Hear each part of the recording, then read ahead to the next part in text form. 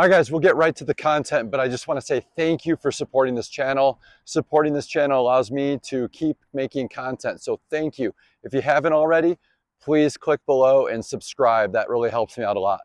Without further ado, enjoy the video. Hey guys, I want to give you a tip that's helped a lot of my clients recently on having smoothness in their ground stroke. So just both forehand and backhand work with this way, but I'm going to talk about the forehand right now.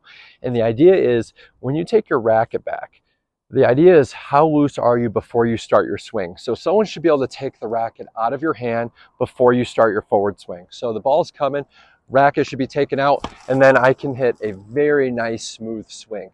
Now, if you are back here and it's a death grip, you're going to have forearm issues with just a tennis elbow, but also the racket's going to act like a trampoline and you're going to have a hard time timing it, okay? So you want a loose grip. So when I'm about to swing, can you take the racket out of my hand, okay?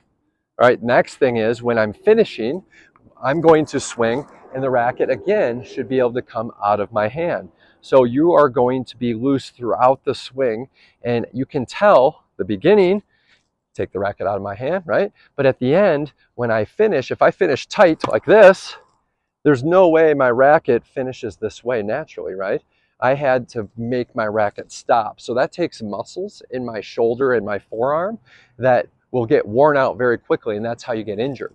So the idea is I got to let the racket just come around naturally when I'm done. And that's the feeling of having a loose grip.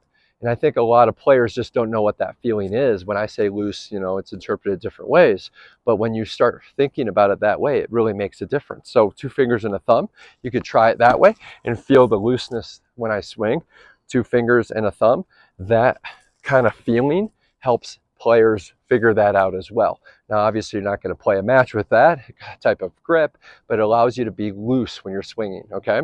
So again, here, racket can take out, swing through, racket can take out, and you know you timed it right because that's the hard part. I drop feed, a lot of players feel very good, they feel loose, feel good, but then the ball comes and the ball is coming late, or they see the ball late and their brain's like, they got to get going, they got to hit that ball quick. So they have a tight grip and then boom, they're late, and now the ball's gonna go everywhere. So you got to start your swing earlier, and that's why coming to play mini tennis is really important. So if I'm at the service line, I'm taking full swings to hit the ball back in the service line. And that's how the pros warm up, and really any good player does, is they're taking full swings, but the ball is going into the service box on the other side. They're not bunting the ball. They're able to take full swings. That's just timing. So they see the ball's coming, they're not waiting for the ball to bounce and then preparing late, because now you have tightness because your brain again is seeing it late. And it's like, you better get going with that racket. So your racket, the only way to swing really fast is a tight grip, and that's where you can have issues, okay? So you got to see the ball quicker, get your racket up, get it ready, prepared, and then you're loose here, loose through, okay? So once you start feeling that, then get on the ball machine, hitting partner, and see if you can transfer it to a match. But the idea is you can sustain rallies a lot easier. You can hit the ball just as hard with a tight grip when you have a loose grip. And actually you can hit it a little harder, because now the racket can go freely through the ball, and it's not such a trouble, the swing isn't just jerky and coming off the swing path, it's going through the ball a lot easier. And you can do this all day because you're not so tired. And that's how the pros are able to hit balls for a very long time. They stay loose and they're accelerating with their legs and their hips and their glutes and everything, okay?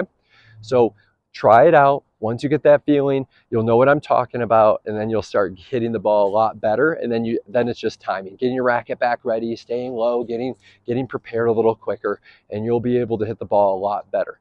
But again, looseness is the key, all right? Happy training.